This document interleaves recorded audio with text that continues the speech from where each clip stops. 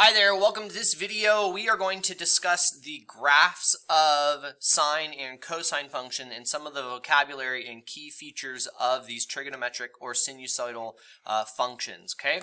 So let's go ahead and jump right in. You are learning to identify key features of sine and cosine functions, and you'll be successful if you can identify the interval over which a trigonometric function repeats, and you can identify any extrema for a trigonometric function. So we have learned that a given angle and standard position of a unit circle centered at the origin, there's a point P where the terminal side of theta intersects the circle. The graph of the sine function f of theta will be a graph of the y values, or the vertical displacement of the x from the x-axis of point P. Okay, and so I want to go ahead and I want to talk about that graph here for a second for sine function. So remember, your input values are going to be angle measures. Okay, so your inputs are angle measures, and your output values are the y values. Now, it's very important to remember that your y value will oscillate between -1 and +1 here at the quadrantal pi halves and at -3 pi halves. At 0 and at pi, your sine value is 0. So here's the graph of sine, and what you should remember is, okay, at angle 0, my output is 0. I go to pi halves, my output is 1. I go to pi and my value is 0. And then I go to 3 pi halves and I'm -1. And then when I get back to 2 pi, I'm at 0. And because my y values are going around that same circle and all these are coterminal angles with the same exact values, you get an oscillating function that looks like this. This is also known as a wave function, a sinusoidal function. But here's sine. And really, sine has the feature that it starts at the origin. The cosine values are the x values. These are the horizontal displacement of the y-axis of point P. And again, the domain for both of these is all real numbers. I can plug in any angle, okay? But let's think about the x values for cosine. So cosine, right, my x values, we start at angle 0, but that cosine value is 1. The x value is 1. So for my graph of cosine, I start at the maximum, or at the extrema. And then when we go to pi halves, right, your x value is 0. When you are at pi, your x value is -1. And then I go to 3 pi halves, right? This is the south pole. My values are 0. And then by the time I get back to 2 pi, we're at 1. So here is what we call one cycle of our graph, okay? And that is the cosine. Cosine, note, starts at the extrema, okay?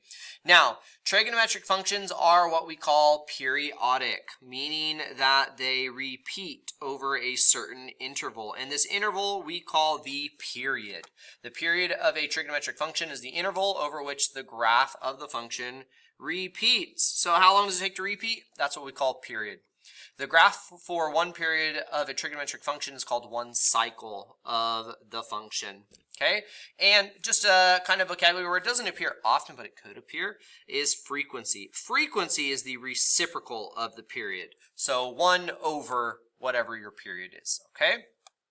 The other thing that we'll talk about in this video is amplitude. Pretty easy. Amplitude of a sine or a cosine function is half the distance from a maximum to a minimum, or pretty much from what we call the distance from the midline to the maximum or the minimum. And this kind of makes sense. We can go ahead and look at this graph.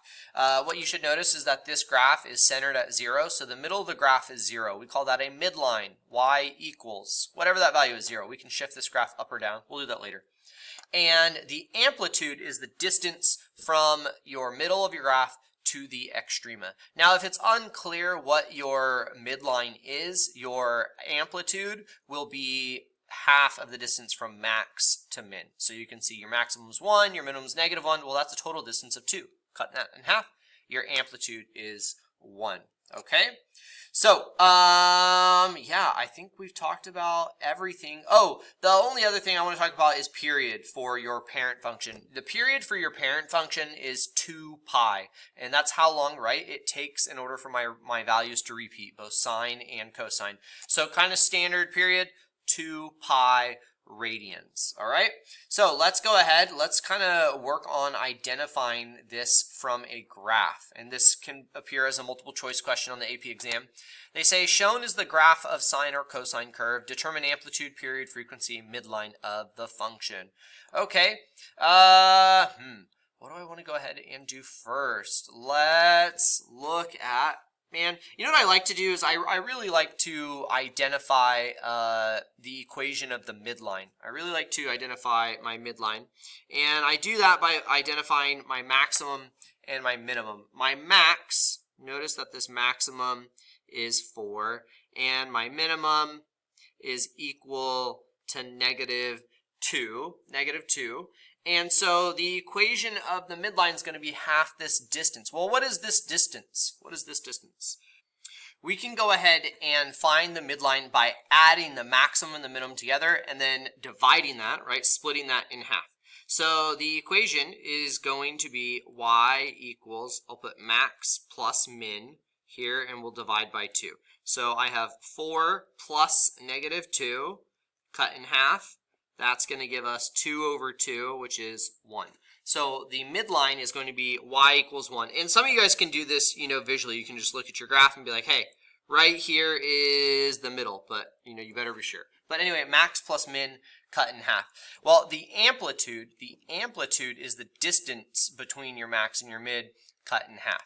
So amplitude is max minus min. So subtraction is always distance. Max minus min cut in half. So 4 minus negative 2, this gives us 6. So 6 cut in half gives us 3. That's your amplitude. And again, too, you could see this. You can see the amplitude right here.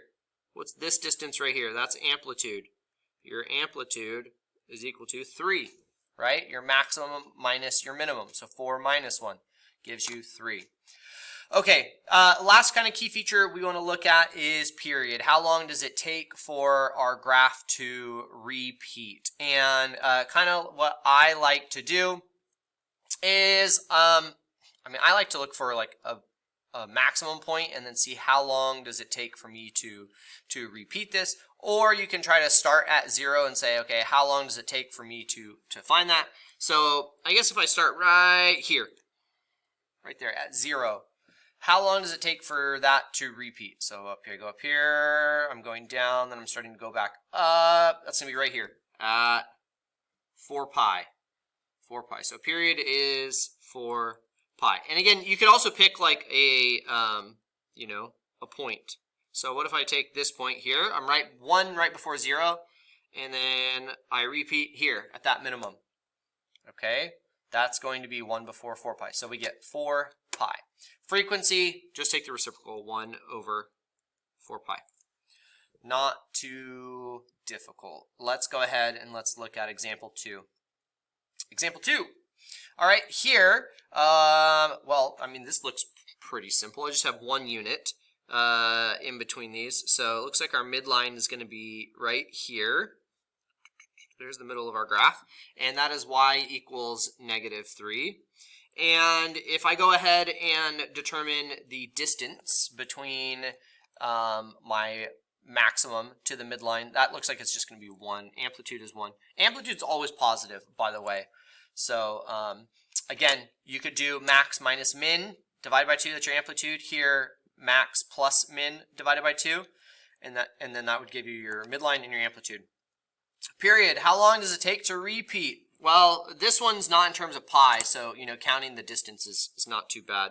But I'll start here at negative 2, and then how long to get to that max? 4. So that's going to be, period's going to be 6. It will take 6 units for my function to repeat. Frequency is going to be the reciprocal, 1/6. Okay? Amplitude, period, midline. Those are the 3 kind of key vocabulary words. Frequency is just thrown in here. You could see it.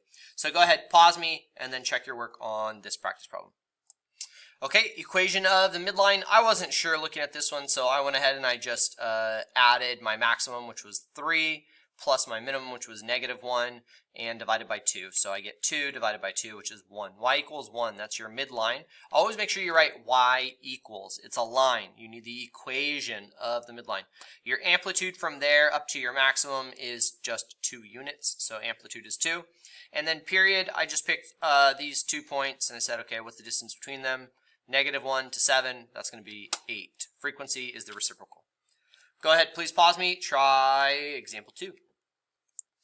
Okay, here hopefully you got 3 for the amplitude. Your midline was 6 and your period was 3 pi, just starting at the origin 0, and we repeat at 3 pi. Frequency will be the reciprocal, 1 over 3 pi. Okay, let's go ahead and let's look at some of the questions that can pop up on the AP exam and how they relate to what we're doing here. This question says, a certain type of machine produces a number of amps of electricity that follows a cyclic, periodically increasing and decreasing pattern. The machine produces a maximum of 5 amps at certain times. Okay, that's important. I'll highlight or underline that. And a minimum of 1 amp. At the other time. It takes about 3 seconds for one cycle from 5 to the next 5 to occur. Which of the following graphs models the amps as a function of time in seconds for this machine? Pause me. What do you think is the correct answer? We'll go ahead and check the answer here. Okay, so using the max and the min, we're going to go ahead and throw out D and A. They say the max is 5, minimum's 1, so I really like B and C for that. We can see that here. But then they say it takes 3 seconds from one maximum to another. So let's just go ahead and see, if we can find that. This one's nice and easy, so I'm going to say, okay, is that 3 seconds from maximum to maximum? Well, it looks like this is at 7. That looks like 4 seconds. Let's check this one. This point to this point. So I'm like partial, I'm like 2.5. This is 5.5. Yes. Answer B. Did you get B? Hopefully you got B. Okay. Next one here. They say the graph of the function f is given in the xy plane. Which of the following describes the graph of f on the interval 3 to 5? Ooh, and they have these options. F is increasing at an increasing rate, or decreasing at an increasing rate, or decreasing rate. So go ahead, find the interval 3 to 5, analyze that function, and then we'll talk about the answer here in a second. Okay, 3 to 5 is this point to this point right here. So what I notice about this is I notice that the graph is going down, it's decreasing, and I also notice that it is concave down. Concave down. Concave down means that the rate of change is decreasing. So this is decreasing at a decreasing rate. Answer is D. Answer is D. Last question here. Which of the following describes the graph of f on the interval -7 to -5? Okay, so this one, no surprises. You should do well here on this one. So analyze the graph, same graph, -7 to 5. What do you get? Okay, hopefully you pause me and try this one. The hard part's finding -7. I guess -7 is right here. -7 to -5. That's going to be the maximum. So we're increasing. That one's increasing, but we're still concave down. So rate of change is decreasing on that one. So increasing at a decreasing rate. B. Okay. Hopefully in this video you learned some vocabulary terms, midline, amplitude, period, and you learned that the graphs of the sine and the cosine functions are periodic, that they are cyclical, that they will repeat. Okay? Give this video a thumbs up if you learned something.